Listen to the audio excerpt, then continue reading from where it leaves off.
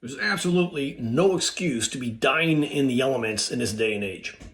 With so much fantastic survival gear out there, there's no reason for it. Let's take a look at some of the precautions that we can take when dealing with the inclement weather.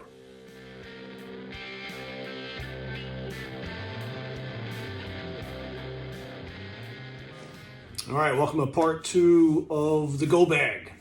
So here in the Northeast, really the biggest thing we need to worry about, I think, in terms of a go bag is the inclement weather. And of course, all along the East Coast, last night it snowed again. Just we'll stand by to hear what kind of horror stories occurred with the traffic.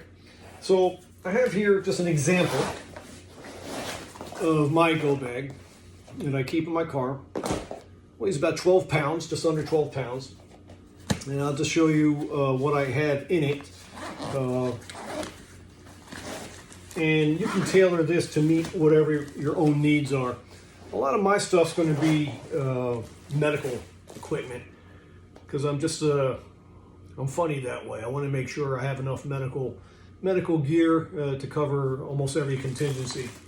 But let's see what I got in here. So here I have a little bag. It's got some fire starter. It's got some tablets for water if I should ever need to get water from a stream.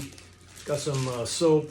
And I got some matches if I ever need to start a fire, like Senator Tim Kaine when he was stuck on the highway for 27 hours. Always good to have a pair of gloves. This is a thermal blanket. Bought it at an REI, Nano Loft Rumple blanket. Excellent, nice and small, super warm. Use it when I camp as well. Being the old Marine, these darn ponchos are fantastic. Not only for keeping you dry, covering things, dragging things. You can make a shelter with it if you had to.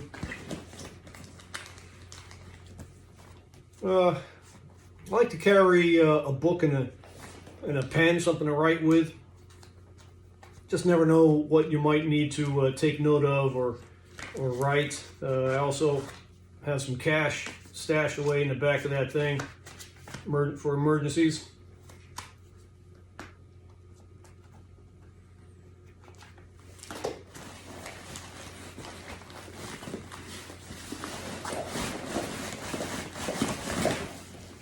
In here I have a old Poncho Liner, again from kind of harkening back to the Marine Corps days.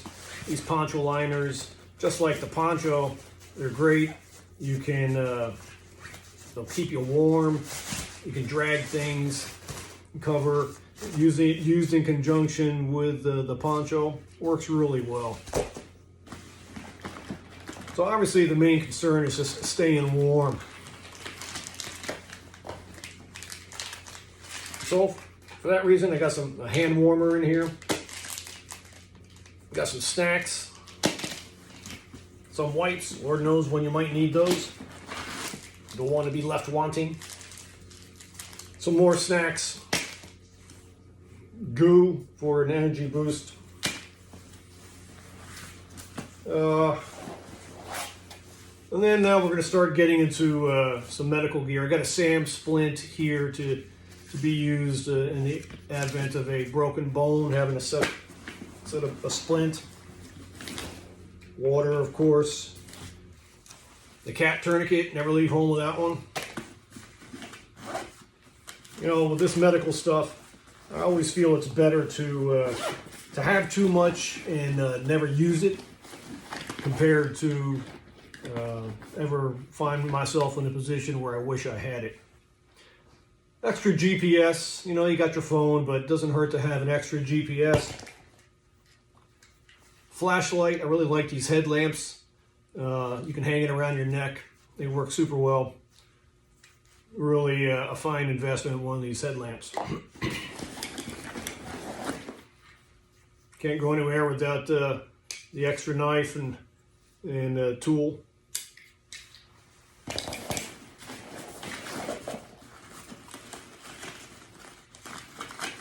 Back to medical gear. I've got, bandage, some gauze, another quick clot, ace bandage. Ace bandages are great. You can use them for a variety of medical emergencies. A pair of rubber gloves if I have to help out someone I don't know. Chest seal. In the case of a punctured chest in a car accident. The nasal pharyngeal tube, which in training is an absolutely horrible experience when you have to insert this tube in a nostril, but if you have a crushed face, better to breathe out of this than to not breathe at all. Some more combat gauze. Another bandage.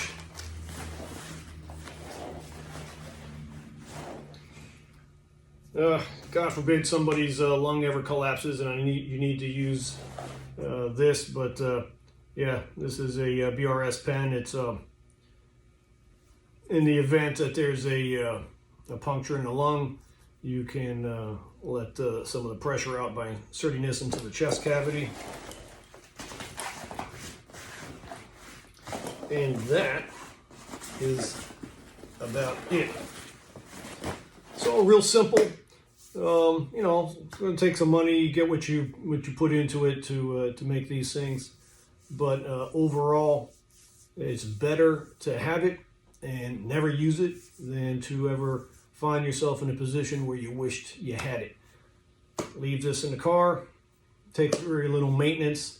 Once in a while you got to swap out the snacks or what have you. But yeah, better to be prepared, especially in the wintertime. So, thanks very much.